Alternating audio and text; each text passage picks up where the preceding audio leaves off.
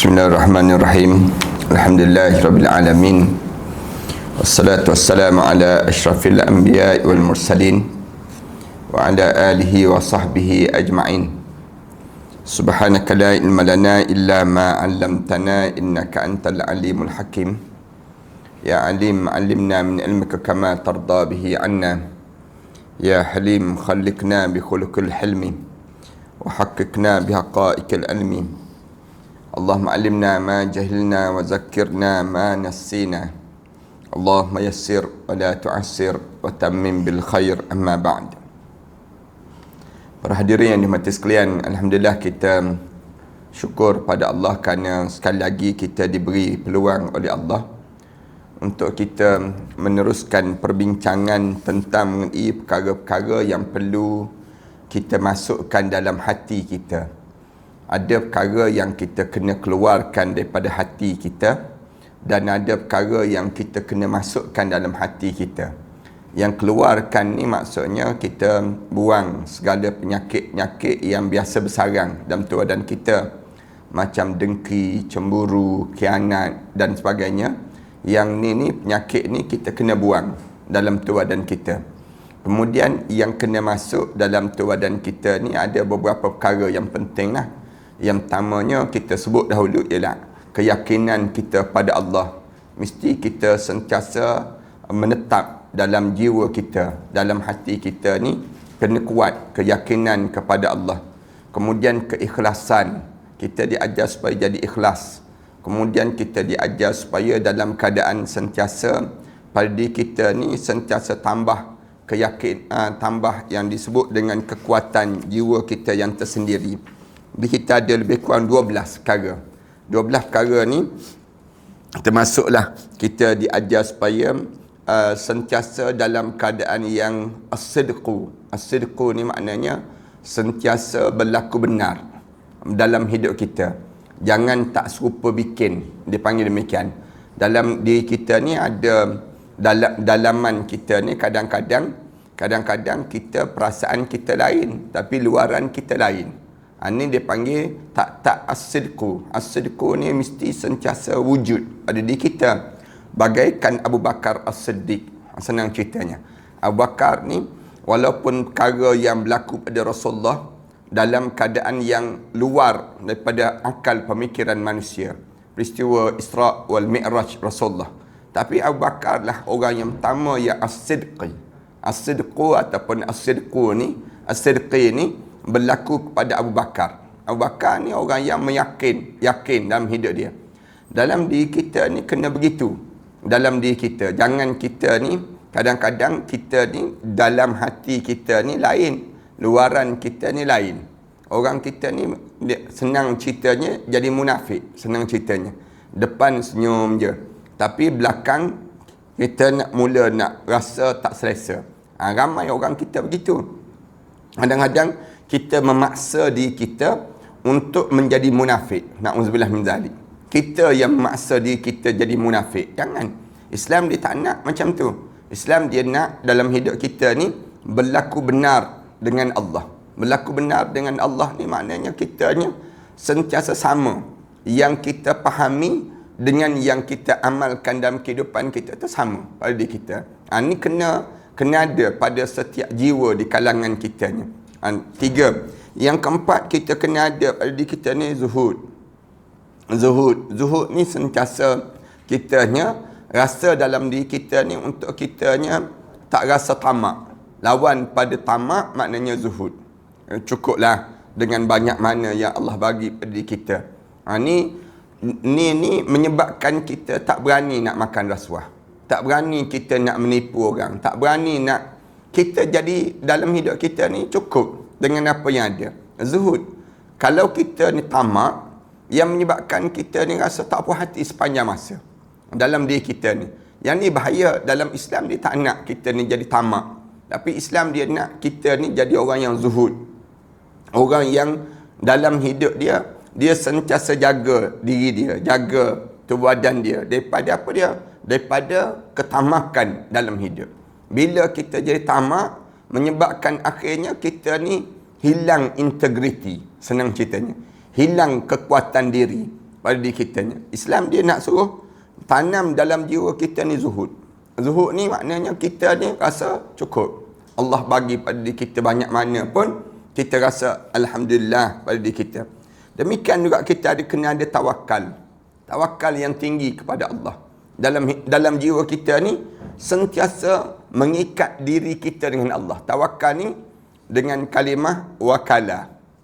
Wakala maknanya kitanya ikat, sambung, dia panggil demikian. Sambung ni kekuatan pada diri kita demikian.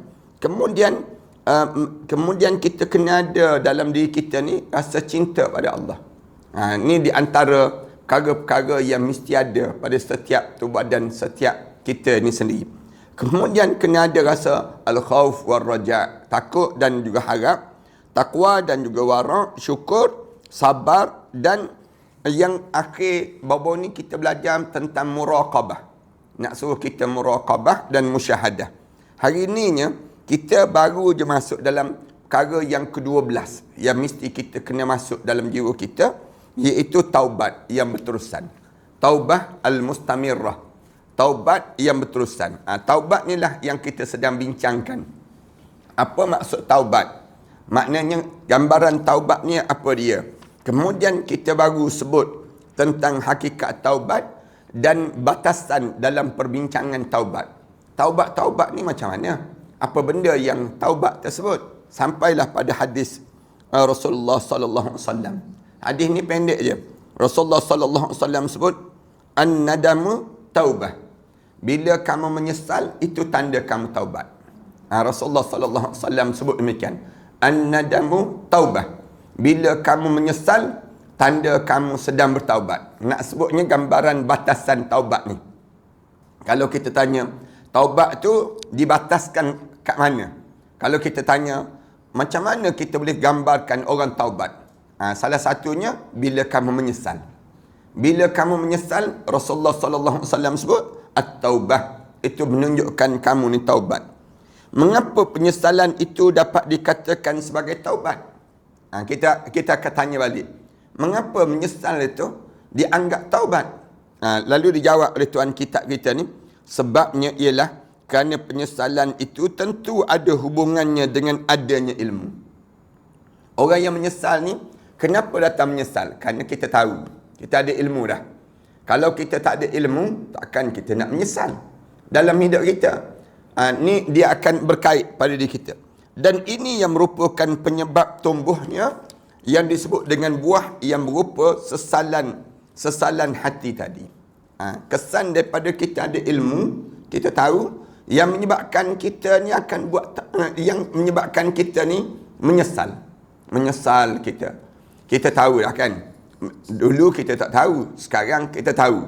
Misal contohnya, bila sekarang kita tahu ni kerana perbuatan kita dahulu tu, sekarang kita tahu, datang penyesalan. Itu menunjukkan kita ni kata, Allah, kenapalah aku buat benda yang lepas dahulu. Misal contoh semayang. Dulu kita tak tahu bahaya tinggal semayang. Sekarang ni kita tengok rezeki kita pun payah, kemudian hidup kita pun susah, kemudian kita hidup serba tak kena, datang terus. Kita fikir, benda apa yang menyebabkan aku jadi payah dalam hidup aku ni?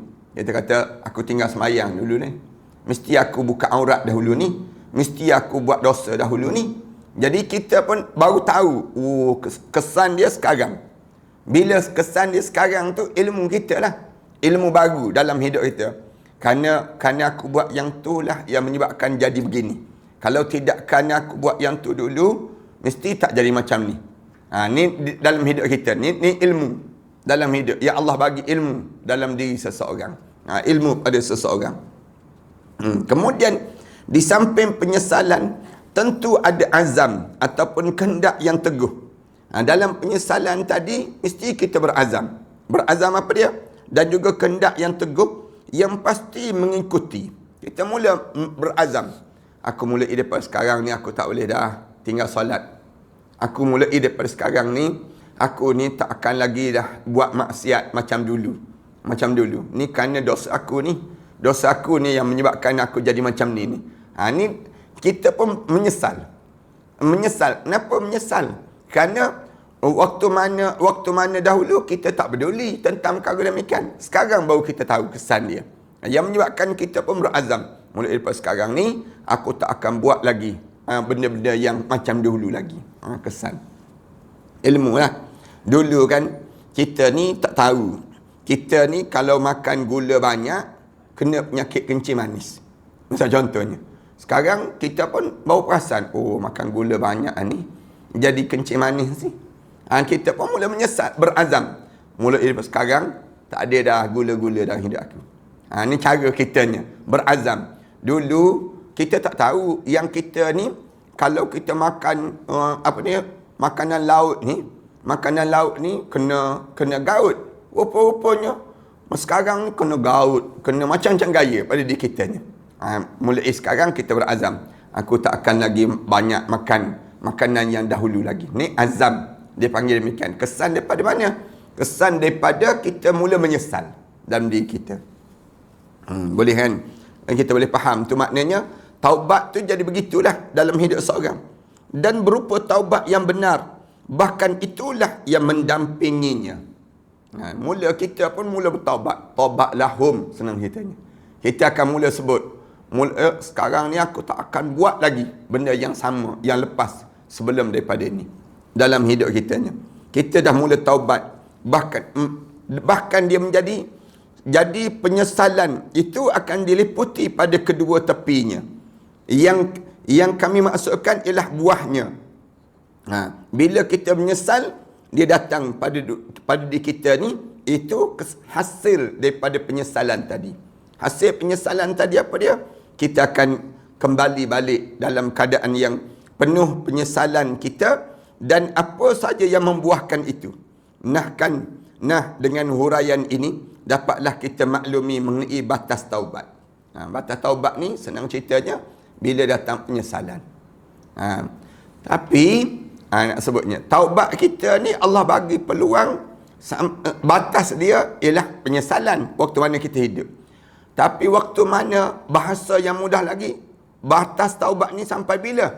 Sampai kita dekat nak mati. Dia ada lagi depan nantilah, insya-Allah kita akan sebut sampai bila batas taubat ini. Iaitu bahawasanya menyesal itu sebenarnya adalah penyesalan yang terkandung dalam hati dan juga jiwa seorang, disebabkan merasa adanya kesalahan yang telah dikerjakan. Ini saja cukuplah membuatkan seseorang yang berniat hendak bertaubat tadi merasa sakit jiwanya. Merasakan dia ni tak selesa kalau sekiranya dia tak bertaubat. Lagi mana dia duduk dalam diri dia ni perbuatan yang buruk tadi, dia akan rasa tak selesa. Dosa-dosa ni benda yang busuk dia panggil. Benda yang busuk. Sebagaimana kita tak nak pakai baju yang busuk, kita tak nak pakai yang makan makanan yang busuk, buruk yang dan sebagainya, demikian juga dosa. Dosa ni bila seorang buat dosa, dia sedang menanggung kebusukan dalam tubuh badan dia. Benda apa yang dia akan buat? Dia menyesal lah. Dia rasa tak selesa dengan benda yang busuk. Kalau seorang yang ada dosa, dia jadi tak selesa, rimas. Sampai bila? Sampai benda tu tak ada pada tubuh badan dia. Benda tak ada tu apa dia? Taubatlah. Nak buang segala benda yang busuk dalam tubuh badan kita ni, cara dia taubat. Taubat ni menyebabkan kita menjadi pulih balik daripada kesilapan yang lalu yang kita lakukan. Seseorang yang berniat hendak bertaubat tadi, ini saja cukup membuatkan seorang yang berniat hendak bertaubat tadi merasa sakit jiwanya. Maka itulah yang menyebabkan adanya satu ucapan bahawasanya rasa sakit dalam jiwanya adalah kerana menyalakan api dalam hati yang juga menyesakkan nafas yang sulit untuk disembuhkan. Selanjutnya perlu diketahui bahawa ungkapan makna meninggalkan dalam batas adalah taubat.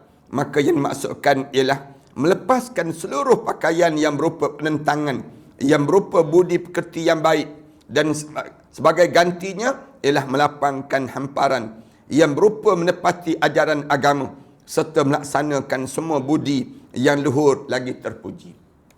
Maksudnya, bila kita dah buang dosa-dosa tadi, kita akan gantikan dengan yang baik. Ni orang yang bertaubat ni. Dulu kita ni suka menyindir-nyindir orang. Misal contohnya, dulu kita suka untuk melekeh-lekehkan orang. Mulai daripada sekarang, kita dah ganti dah. Menyindir-nyindir orang tu tak ada dah. Melekeh-lekehkan orang tu tak ada dah. Mencaci maki orang tu tak ada dah. Yang ada pada diri kita sekarang ni ialah apa dia? Puji, kemudian doa untuk orang. Maknanya kalimah yang menggantikan sifat yang buruk, menggantikan dengan sifat yang baru. Ini dipanggil kehidupan kita sebagai seorang mukmin. Orang mukmin ni dia akan jadi begitu. Sahil bin Abdullah Ats-Tsauri berkata, dalam memberikan definisi tentang taubat sebagaimana berikut. Sahil disebut, taubat itu menggantikan segala macam gerakan ataupun tindakan yang tercela dengan gerakan-gerakan ataupun tindakan-tindakan yang terpuji. Tanda orang taubat, di antara tandanya ialah menggantikan yang buruk dengan benda yang baru. Benda yang tak baik dengan benda yang terpuji. Itu tanda orang taubat. Katanya Sahil bin Ats-Tsauri, bin Abdullah Ats-Tsauri ini sendiri disebut demikian. Maknanya kita dahulu kita suka meninggalkan solat, ganti sekarang ni dengan jaga solat. Kemudian tambah dengan wirid, tambah dengan doa. Ini maknanya orang yang bertaubat pada Allah Subhanahu Wa Taala. Untuk memperolehi sifat-sifat ataupun budi pekerti yang luhur itu, tentulah wajib berkhalwat ataupun menyendiri. Kalau kita nak dapatkan perangai kita ni menjadi pulih balik, di antara bendanya ialah wajib pada kita berkhalwat. Dia sebut demikian. Khalwat ni maksudnya kita menyendiri, kena diam seketika. Jangan kita biarkan diri kita ni berterusan dengan hiruk pikuk suasana yang lama. Jangan. Tapi kita kena duduk sekejap. Duduk dalam majlis ilmu. Ataupun dalam istilah agama dipanggil i'tikaf. Kita pergi i'tikaf. Maknanya dalam dunia kita ni, kena ada pada diri kita je masa kita duduk seorang, mengenung sekejap. Aku ni ada benda ni yang silap. Ataupun kita muhasabah pun boleh juga. Dalam istilah kita ni, dalam orang-orang tasawuf ni, dia akan buat demikian. Dia duduk senyap je. Waktu mana dia senyap tu, masa itulah dia mengimbau balik yang lepas-lepas. Kadang-kadang sebelum Jumaat, sebab tu dalam Islam dia ajar supaya sebelum Jumaat tu bagi orang lelaki terutamanya datang awal ke masjid. Kenapa datang awal ke masjid? Kerana masa tu kita berkhalwat dengan Allah. Itu cara demikian. Ataupun tahajud malam. Di waktu malam, bangun malam. Bila kita bangun malam tu, kita tengok balik cerita kehidupan kita. Coba kita tengok balik. Waktu tu, dia akan menyebabkan kita ni mula nampak, oh aku ni buat salah begini, aku buat salah begini. Baru kita nampak benda demikian. Dia panggil berkhalwat ataupun menyendiri. Berdiam diri dan makan yang serba halal belaka. Ataupun kita mula perhati betul terhadap makanan kita. Ini pun boleh menyedari kesilapan kita lalu. Maknanya, salah satu cara untuk kita nak suruh sedar mana silap kita, salah kita ni, Tuan kita sebut, khalwat ataupun makan makanan halal. Makan makanan halal. Jangan masuk makanan yang syubhah. Syubhah pun tak boleh. Kalau orang yang nak suruh sedar lah kesilapan, kita kata, Ustaz, nak tahu macam mana salah saya dalam hidup ni, salah yang lalu, macam mana kita nak sedar benda demikian? Cara kitanya, salah satunya Islam diajar pada diri kitanya untuk kitanya khalwat.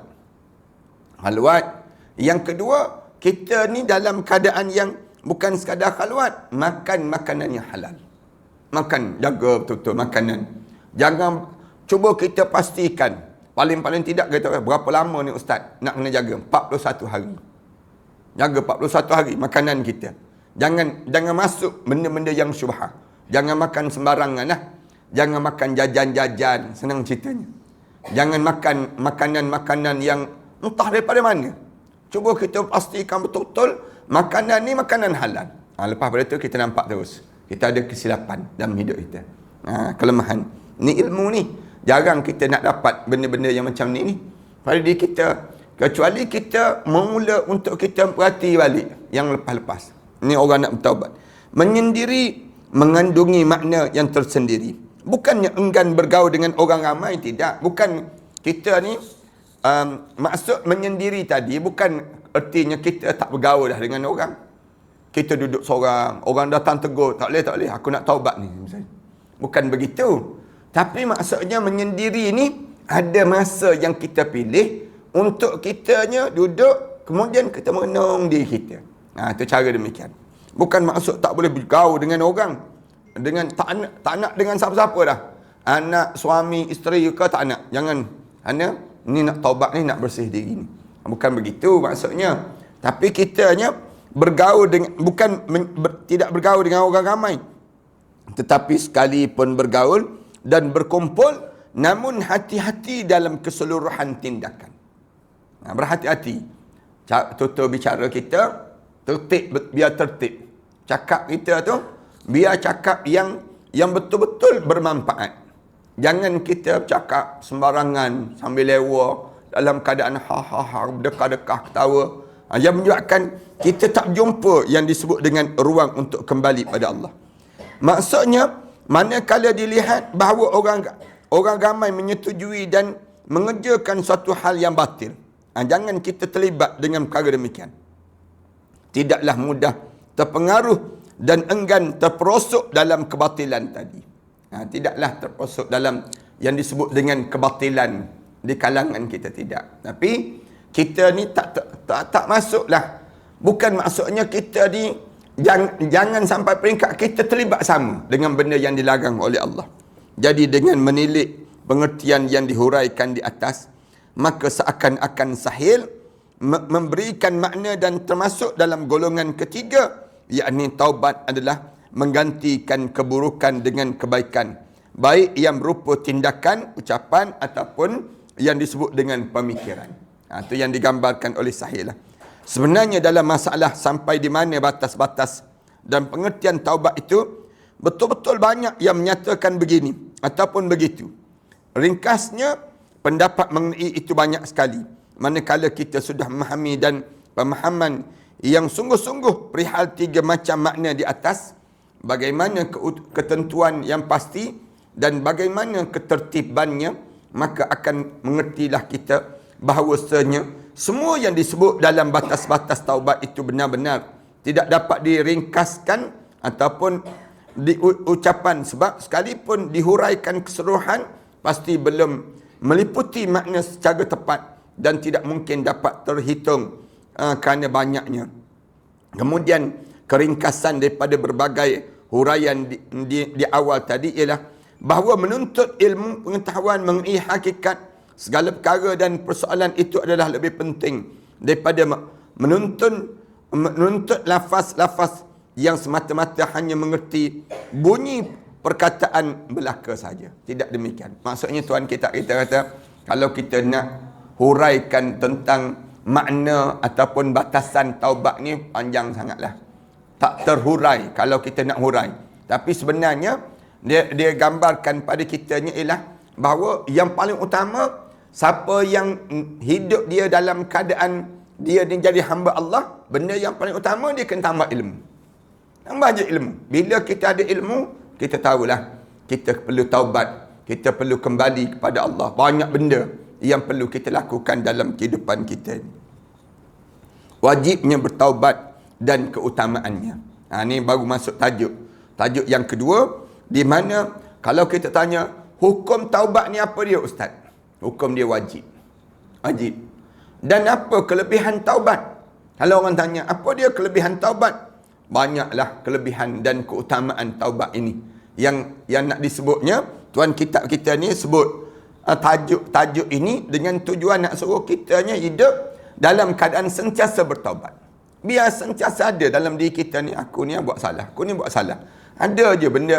Bila kita ada buat salah, cara nak betulkan yang salah tadi, taubat.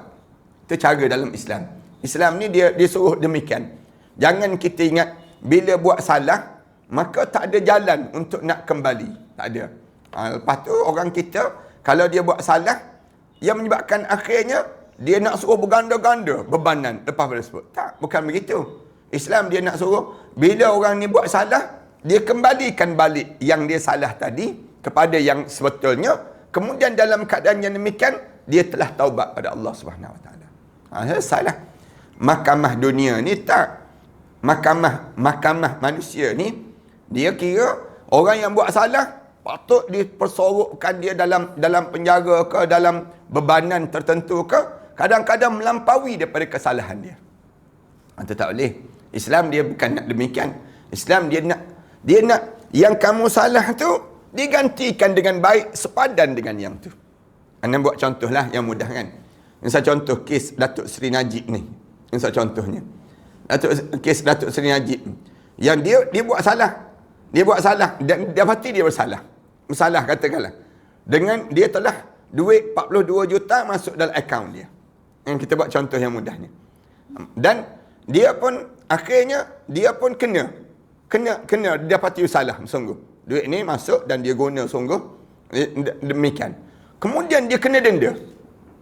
Untuk menggantikan salah dia 42 juta ni, dia kena denda apa dia? Kena denda, kena bayar 200 juta lebih. 210 juta kan dia kena bayar.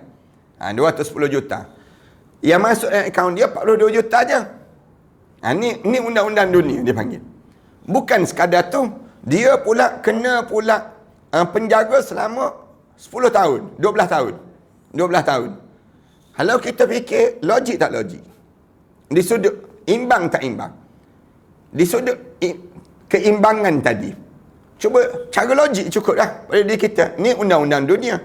Tapi cara Allah, dia nak kamu ambil 42 juta, kamu pulangkan balik 42 juta itu. 42 juta tersebut. Kemudian kamu taubat pada Allah. Habislah masalah kamu. Habislah masalah kamu. Ini cara Islam. Tapi cara dunia, dia kata apa dia? Kamu ambil 42 juta. Tapi kamu kena denda 214 juta. 210 juta. Kamu kena denda. Dah berapa kali ganda dah kena tu. Kemudian kamu kena masuk penjara pula. Maknanya nampak tu kejam. Kejam dia panggil. Di sudut undang-undang yang peraturan yang dilakukan itu. Di sudut ni undang-undang manusia. Tapi cara Allah, bila kamu buat dosa ni lah. Tapi balas balik apa dia? Dia seimbang dengan dosa kamu. Itu cara. Macam bunuh. Bunuh dalam Islam. Bunuh balas balik. Kamu bunuh orang kan? Memang kamu bunuh secara sengaja. Balas balik, kamu mati. Bunuh. Tapi undang-undang manusia tak. Penjara dulu. Seksa dia dahulu. Kena sebat lagi. Kemudian akhir baru kena gantung. Bunuh. Itu makna manusia. Ini cara manusia mengadili perkara demikian. Sebab tu saya sebut undang-undang Allah tu jauh lebih betul, lebih tepat dibandingkan dengan undang-undang manusia kan. Undang-undang manusia ni dia atas rasa lah. Tengok ada orang yang kena macam-macam gaya lah. Kena kadang-kadang tak imbang langsung. Dia curi barang di pasar raya, harga dia RM112. Tapi kena penjara 2 tahun. Kena, misalnya contoh, kena penjara 2 tahun. RM112. Maknanya, kalau undang-undang peraturan Allah, maksudnya apa dia? Kamu curi kan? Sabit kamu curi. Kamu bayar dulu. Dan patutnya kamu bayar denda lagi pada tersebut. RM112 dikali dengan 7 misal contohnya. Bayar denda sikit. Habis selesai lah. Kamu patutnya demikian. Selesai. Tapi kita tak. Manusia ni, undang-undang manusia yang direka oleh manusia ni, dia fikir untuk lagi menyakitkan orang tersebut, lagi menyusahkan hidup orang tersebut. Beza kan dengan undang-undang Allah dia panggil. Peraturan Allah tu jauh lebih betul dibandingkan dengan undang-undang manusia. Sebab tu undang-undang manusia ni kita rasa tak selesa. Sebab tu saya waktu mana saya belajar undang-undang dahulu, belajar di Universiti Al-Azhar dulu, pensyarah ulang banyak kali. Kalau kamu jadi hakim, kamu balik di negara kamu belajar ni, kamu balik jadi hakim, separuh kaki kamu confirm dalam neraka. Confirm dalam neraka. Tinggal satu lagi kaki kamu untuk diangkat masuk dalam neraka. Siapa-siapa yang jadi hakim, gitulah hidup dia. Maknanya, memang potensi besar dia masuk dalam neraka Allah Subhanahu Wa Taala. Kerana kalau dia tidak berhukum dengan hukuman Allah, habis aja. Habis dalam hidup dia. Itu cara demikian. Ni dengar pada hakim-hakim ni, pening kepala hakim ni. Wajibnya bertaubat dan keutamaannya. Wajib.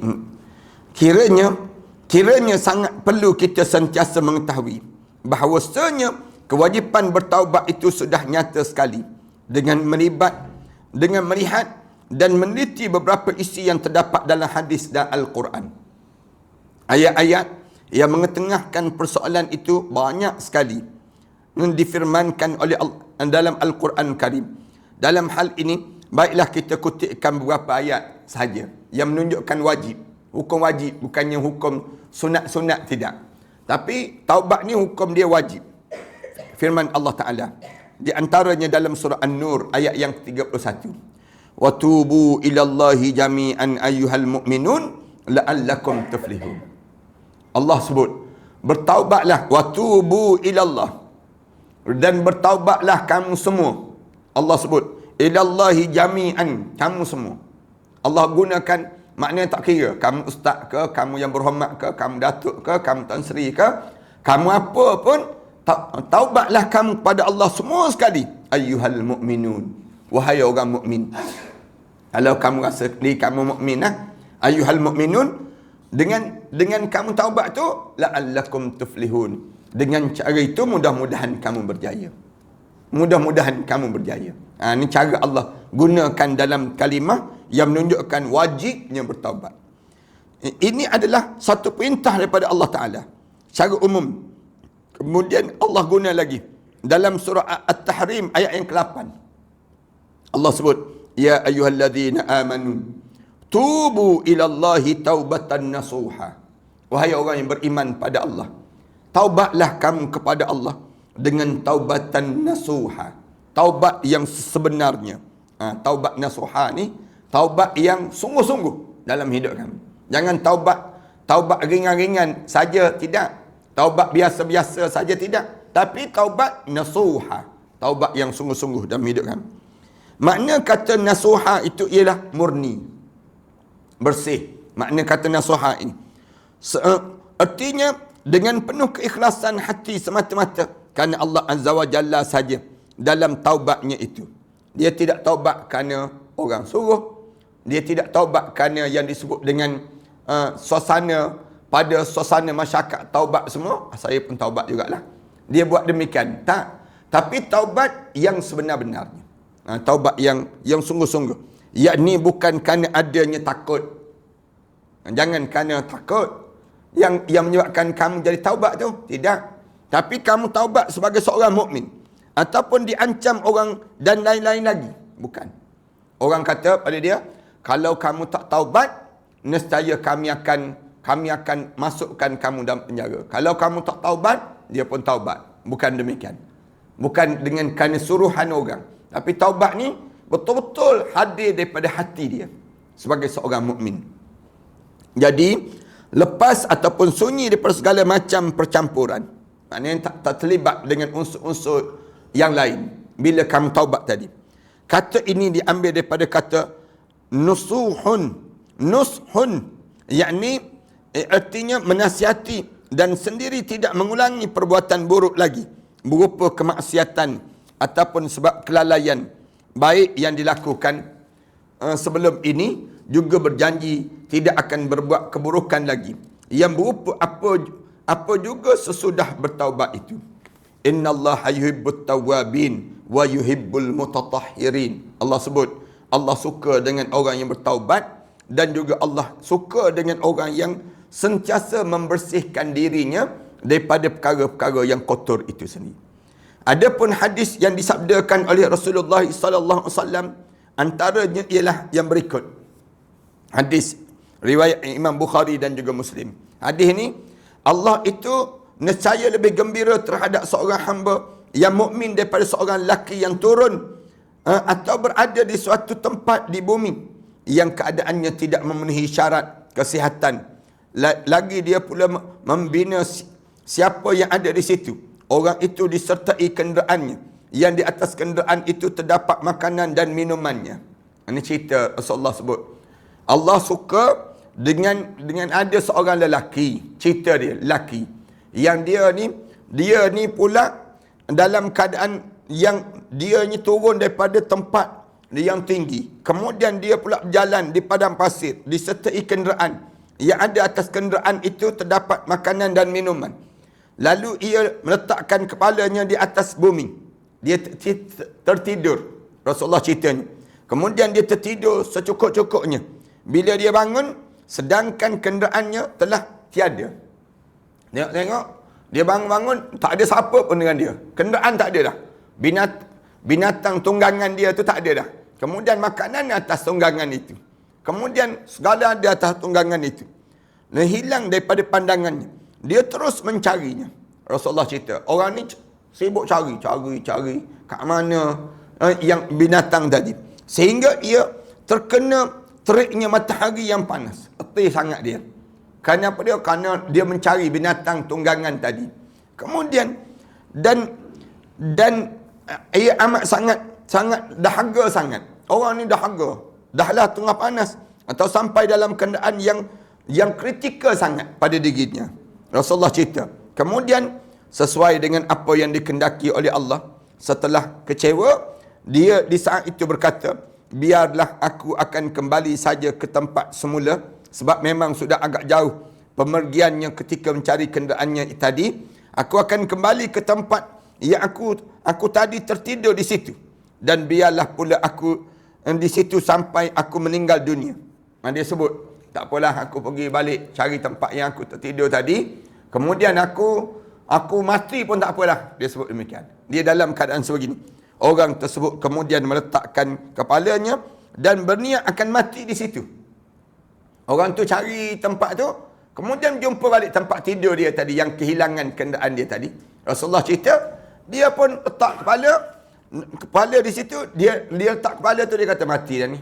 Lepas pada dia tidur ni, mati dah pada diri dia. Tetapi setelah dia terbangun daripada tidur, tiba-tiba dia nampak kembali kenderaan yang ada di sisinya. Binatang tadi ataupun kenderaan dengan makanan tu ada di sebelah dia. Dia tidur balik. Kemudian dia tidur tu, dibangun tu, ada di sisi. Dan di atasnya terdapat pula makanan dan minuman yang dijadikan sebagai bekalan dalam perjalanan tadi. Maka sebenarnya Allah Ta'ala adalah lebih sangat kegembiraannya terhadap taubat seorang hamba yang mukmin daripada kegembiraan yang berpergian, yang kehilangan kenderaan itu lalu menemuinya kembali. Suka tak lelaki tadi kerana berjumpa tadi? Suka dia kerana dia letih, penat, tiba-tiba berjumpa balik. Allah lebih suka daripada hamba tersebut bila seorang hamba bertaubat pada Allah. Tu cara Rasulullah nak cerita lah. Pandai analogi yang Rasulullah bawa datang tu.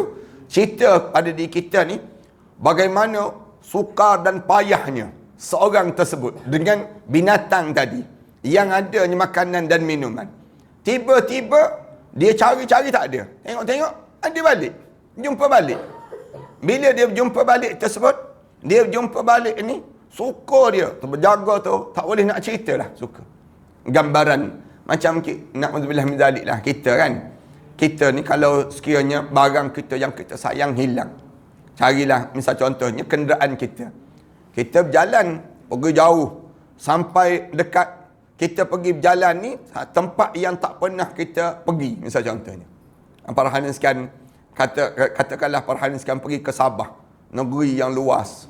Kemudian dalam keadaan pergi-pergi, habis minyak kenderaan kita. Kemudian kita pun berhenti, duduk tepi jalan, tertidur kita. Penat kita ni. Jaga tengok kenderaan tak ada. Misal contohnya, Allah dalam hutan belantara macam tu pula. Kemudian macam mana keadaan yang demikian tadi?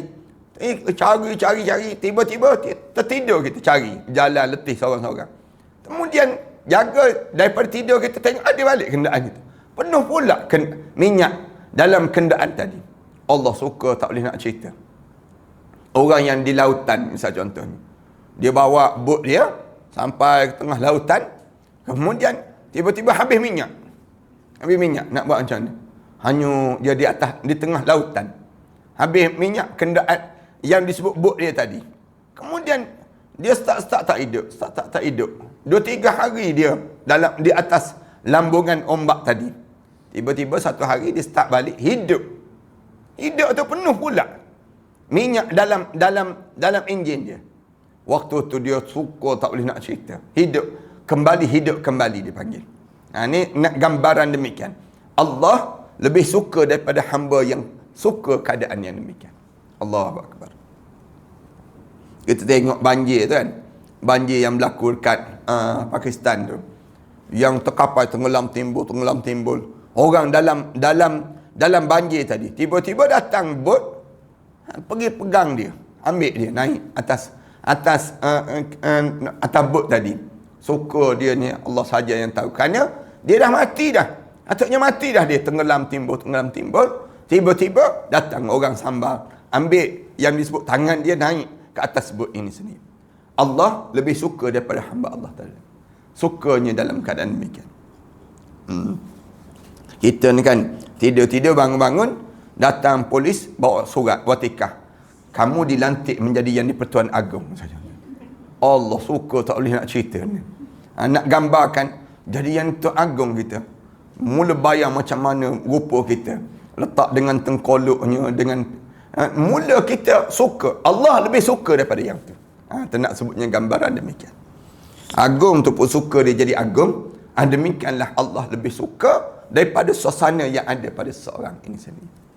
Dengan taubat tadi, insya-Allah tersambung pada akan datang nantilah di antara hadis-hadis yang lain lagi yang menunjukkan bagaimana wajibnya kita bertaubat dalam hidup kita dan bagaimana kelebihan taubat ini sendiri. Sallallahu alaihi Muhammad wa ala alihi wa sahbihi wasallam. Walhamdulillahirabbil alamin. A'udzubillahi minasyaitonir rajim. Bismillahirrahmanirrahim. Alhamdulillahirabbil alamin. Wassalatu wassalamu ala rasul amin wa ala alihi wa sahbihi ajma'in. Rabbana iftah bainana wa baina qaumina bil haqq wa anta khairul fatihin. Rabbana atina fid dunya hasanah wa fil akhirati hasanah wa qina adzaban nar. Sallallahu ala Muhammad wa ala alihi wa sahbihi wasallam. Alhamdulillahirabbil alamin.